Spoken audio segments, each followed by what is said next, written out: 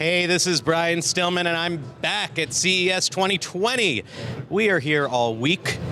We've been here all week. We'll probably be here forever. It's like The Shining. You've always been here.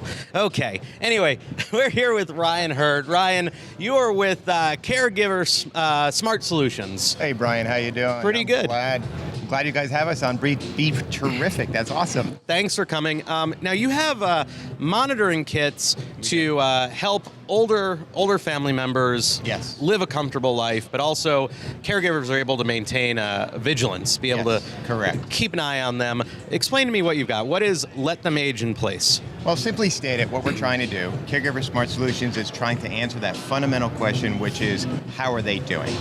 Now, with that said, what we want to do is we want to enable your loved one to live home longer while we reduce your stress, because being a caregiver, it's stressful, it's time-consuming, and it's isolating. My grandparents, my grandmother passed away a couple of years ago, but she was 99, I think, 98. My grandfather's 101, something like that, and he lives down in Florida. My dad and my two uncles fly down there all the time. He has a caregiver living with him just to help him out. But it's definitely, I've watched my dad. He's had to keep going down there, and it's a lot of work. It's a lot of effort. And the family tries to fly down to see my grandfather and stuff. But it's definitely difficult to keep up on how he's doing. The little day-to-day things. So how does this help? So what we're doing here is, like I said, we're trying to enable them to live at home as long as possible. Let me tell you what we're not. So we're not a camera. We're not trying to change your loved one's habit. I mean, have you ever tried to change the habit of an 80-year-old? No. Not going to happen. No, it's not. And we're not wearable because they're not wearing them. Let me tell you what we are. We are tiny, non-obtrusive sensors that are placed discreetly around the home, and these sensors monitor your loved one's habits because a habit is an indicator of your health. For example, if mom's habit is that she gets up twice a night to go to the bathroom, fine, that's the green check mark, everything's okay. But if mom gets up 5 times a night, 3 nights in a row, that could be a urinary tract infection, and that's something that we're concerned about. How are you monitoring that? So no cameras, no wearables. Correct. How is that taking place? And how, especially something like going to the bathroom, how is that how are you keeping that from being too invasive? Right. So, as we said before, cameras are invasive. Mom doesn't want a camera. You don't want a camera in your house. We're doing it passively through remote monitoring, through a bunch of little sensors that are throughout the house. And on one hand, we're giving you, the caregiver, that peace of mind that everything's okay. And through a simple use of an app, you know that everything is fine. And if something's amiss, you will know. And on mom or grandma's side, we have their back. So they are worried about if something happens, and we've all heard about it, that there's a slip and fall in the shower. They don't want to be the one that was found 2 days later. So we have your back. What are the things that are being monitored by the kits, and how does that work? Like, how do you monitor things like taking a shower? How do you monitor things like watching TV or whatever the various sort of diagnostics are? So think of it like this. By using multiple sensors, these are points of information. Now, we'll take the bathroom. I don't really care what mom's doing in the bathroom. I just want to know that she's using the bathroom, and from a hygiene standpoint, every once in a while she's taking a shower or a bath. And we're monitoring that through movement and humidity and a whole bunch of other things. So we take basic sensors, and then we start with machine learning, which think of that as the big record button. Over 2 weeks' time or so, what are your habits, your loved one's habits? And then we add AI on top of that, where we're multiplexing a bunch of sensors. So this way we know if mom's habit, let's say if it's a Cape Cod type house, and she's upstairs and she gets up at a certain time, and then she goes into the bathroom, everything's great, and then she gets to the top of the stairs, we know how long it takes her to get to the bottom. And if she's not there in that time frame and other things don't happen, we know that there's potential fall. So then what happens? So let's say the monitors indicate that something is inconsistent with the behavior that we've seen so far. What happens at that point? So through the use of our app, you get a push notification. Let's say it's something simple like sleep. So we know that mom, for the most part, gets up every day, 6:30, 7 o'clock, something like that. Now, if it's, let's say, 7:30, 7:45, we send you an indicator, kind of like a yellow caution.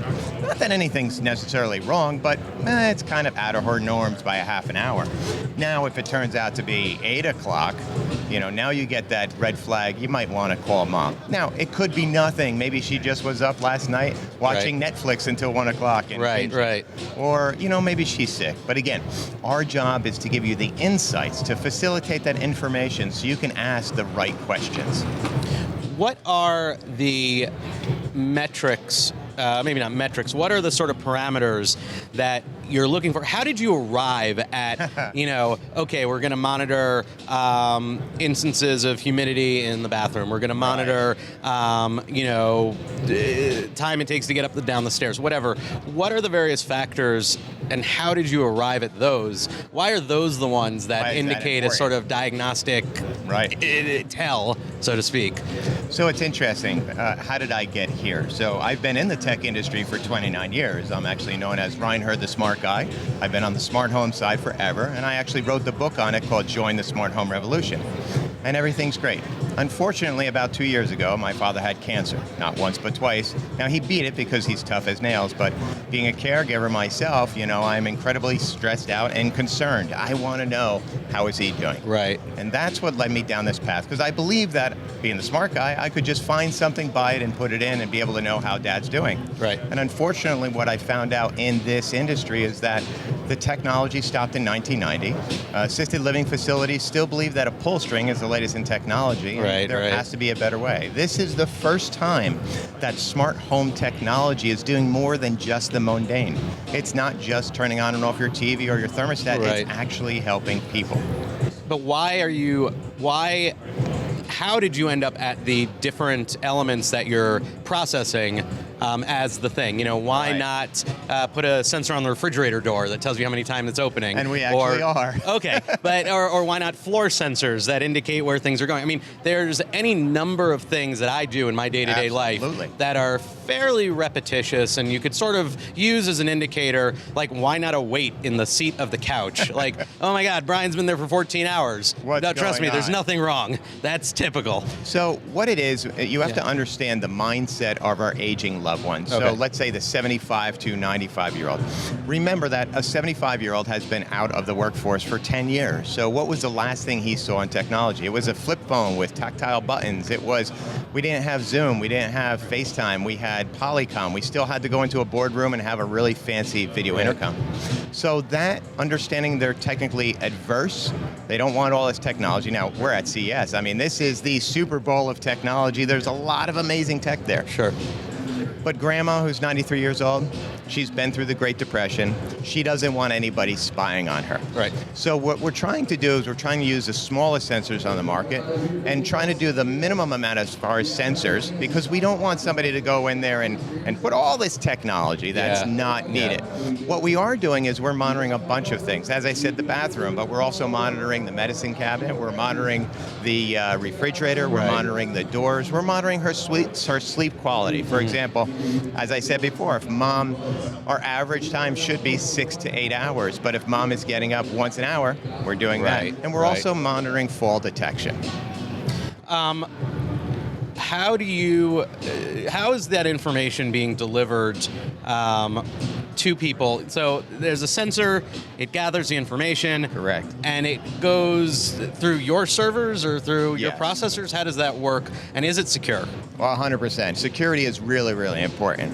So what we're doing is fully data encrypts. It goes from the sensors to the hub, from the hub to our servers, and then from our servers to your app. At the end of the day, you own the data. It's between you and mom. Right. My job is to facilitate it, unlike some other companies on the market where maybe things are always listening, or things are being hacked, or maybe things are being recorded for other uses. We don't do that. This is your data. It's between you and mom.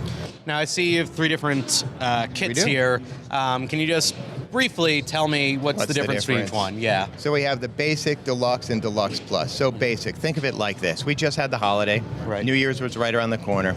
So the scenario is you just saw grandma, and grandma's doing fine, but that was the first time you realized that she's just not as, snappy as she used to be. So you're concerned. And you just want to know the basics. Is she moving around? Is she eating? Is she taking her meds? Well, that's our basic package. From there, we add more sensors and looking at more things, and then we have the Deluxe Plus. So Deluxe Plus, for example, maybe that's where there's already been an event, mom has fallen in the past, or you're really concerned about your loved one. Right. So in this kit, what we're doing is we're monitoring a bunch of things, as I said before, but we're also adding the sleep quality, we're adding fall detection, we're adding looking at hygiene, we're mapping many more things with this package. What's been the biggest concern, do you think, for caregivers and when their parents are getting older? What are the things that people are most worried about? Number one is, are they up and moving around? Like, that is a precursor to everything. I see. Now, if we know that our loved ones are up and moving around, the next thing is, are they taking their medicine? Right. The third thing is, are they eating? Like, these are the basics. Now, even within that, it's the little things that are important. So, for example, if mom is making her coffee and she's opening up the fridge and she's moving around and she's going to the bathroom, great. Think of it as a closed loop. But if one of those things are out, that could be an issue. If she's going to the bathroom and she's, moving around, but she's not opening up the fridge and she's not drinking her coffee, that could be dehydration. And guess what? Dehydration is a precursor to a fall, and falls are bad, especially with our elderly. Right. So where can people find this, and where can they get more information about it? Absolutely. So on caregiversmartsolutions.com, you can see all about the company as well as our 3 kits, the Basic, Deluxe, and Deluxe Plus kits. You can order them now, and they're shipping second quarter this year. And what are the prices on each one?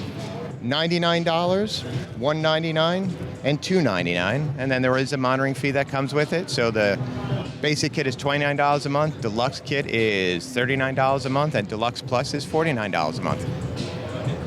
How, it just occurred to me, how do the sensors communicate with the thing? Is that using just your Wi-Fi system? Is it Bluetooth? We do need internet access in your loved one's home. These sensors talk to the hub via Zigbee, and then the hub to your network is wireless. Oh, okay. So very simple. Simple. Straightforward. Most homes have all this already in place. Well, especially when we're talking about our aging loved ones, about 60% of the homes have high-speed internet access. Right. Great. Well, Ryan, thanks so much for coming Ryan, by. Thank you. I appreciate it. I mean, this is definitely the type of thing that can provide some peace of mind. Absolutely. Stick around. We are at BeTerrific. We are BeTerrific. We're at CES 2020, day 3. I barely know who I am or where I am. That's the nature of CES. We're going to keep bringing you the best coverage from CES 2020 in Las Vegas, Nevada. Stick around. We'll have a lot more for you.